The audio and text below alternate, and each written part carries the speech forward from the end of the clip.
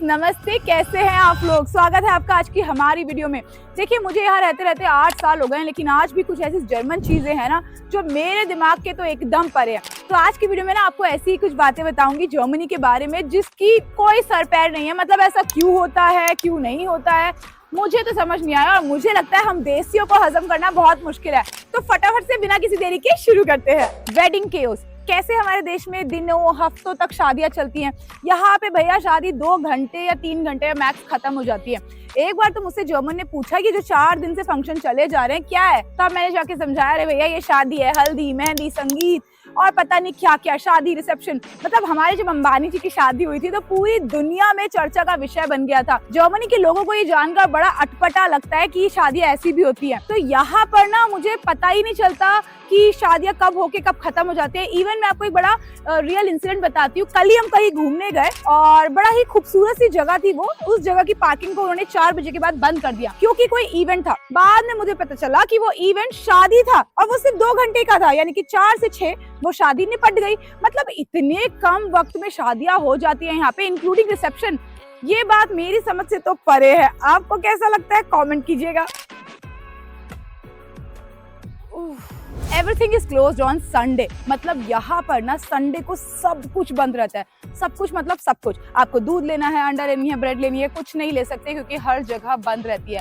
ऐसा लगता है पूरा देश एक साथ सोने चला गया है क्योंकि यहाँ पर ना मतलब आप कोई काम नहीं कर सकते। इवन आप वॉशिंग मशीन भी नहीं चला सकते क्योंकि लोगों को आराम करने का दिन होता है। तो संडे सबके लिए आराम का दिन है, इसलिए सब कुछ बंद रहता है। मुझे तो पता है कई बार क्या लगता है, संडे को ना सन भी छुट्टी पे चला जाता है, इसलिए दिखता ही नहीं है। तो ये चीज मुझे अटपटी लगती है क्योंकि हमारे देश में कैसे हम संडे को शॉपिंग करते हैं, मॉल्स जाते हैं, खेलने जाते हैं, है ना, इन सब चीजों के लिए काम वक्त निकालते हैं। संडे इन्हीं के लिए होता है ना। जो भी काम निपटाने, प्लम्बर को बुलाना है संडे बुलाओ, इलेक्ट्रीशियन को बुलाना है संडे बुलाओ। लेकिन यहाँ पे तो भैया कोई नहीं आएगा क्योंकि हर जगह बंद रहती है और सबके लिए संडे छुट्टी का दिन रहता है। हम देसियों को ये बात हजम करने में पता नहीं कितना वक्त लगेगा क्योंकि अभी तक तो मुझे हजम नहीं हो पाई है और आज भी मैं बहुत सारी चीजें भूल जाती हूँ और याद आता है, अरे यार आज तो संडे है, नहीं ला पाएंगे। जर्मनी में कचरा फेंकना है मतलब पीएचडी की डिग्री चाहिए।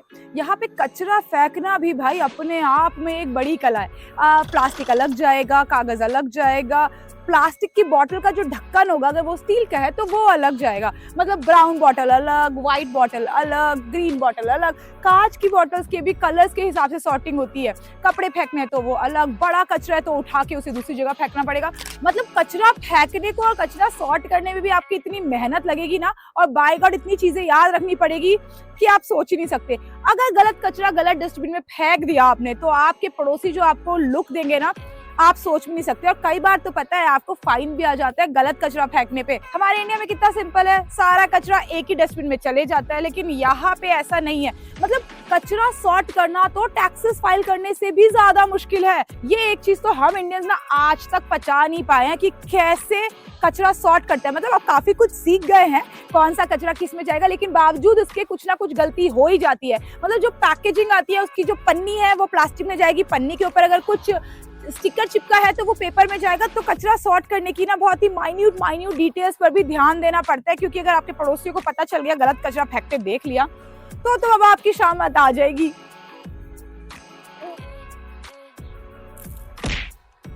मतलब सोडा वाटर, कैसे जर्मनी में लोग ये स्पार्कलिंग वाटर पी सकते हैं। तो अगर आप कहीं रेस्टोरेंट में जाते हो या सुपरमार्केट से पानी खरीदते हो तो प्लीज अच्छे से पढ़ लेना कि वो स्टिल वाटर ही हो।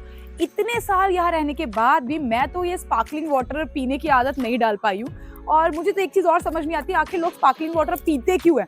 मतलब अगर आपको इसका एक्चुअल रीजन पता है तो कमेंट कर देना।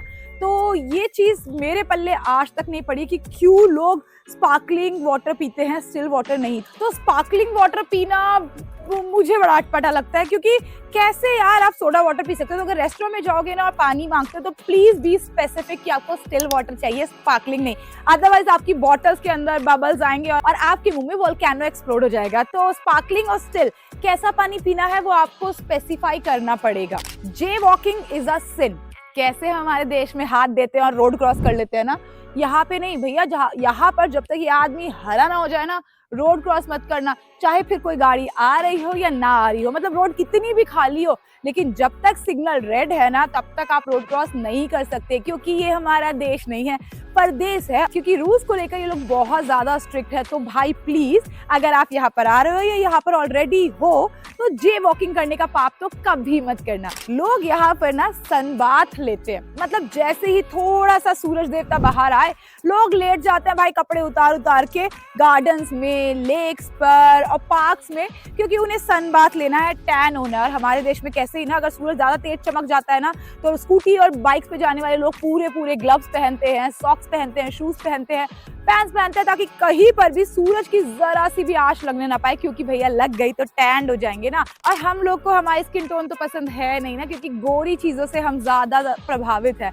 लेकिन यहाँ पर ऐसा नहीं है, यहाँ पर सन बाथ लेना तो बहुत अच्छा समझा जाता है। मतलब जरा सा सूरज बाहर आया नहीं और ये लोग चलते हैं टैन होने, क्योंकि इनको हम लोग का स्किन टोन बड़ा पसंद है। तो ये चीज मैं आज तक नहीं डाइजेस्ट कर पाई हूँ कि कैसे ये लोग कपड़े उतार उतार के लेट जाते हैं गार्डन्स में, पार्क्स में और लेक्स पर।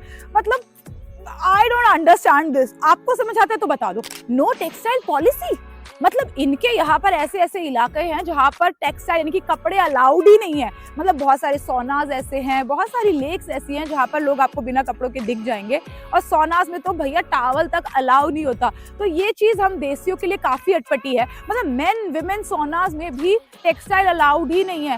तो पता है यहाँ पर ये लोग इस चीज को शॉकिंग नहीं समझते, लेकिन हम देसियों को कौन समझाए भाई कि ये चीज हमें हजम करना बड़ा ही मुश्किल है। आपको ये चीज वियर्ड लगती है कि नहीं, कमेंट में बता दो।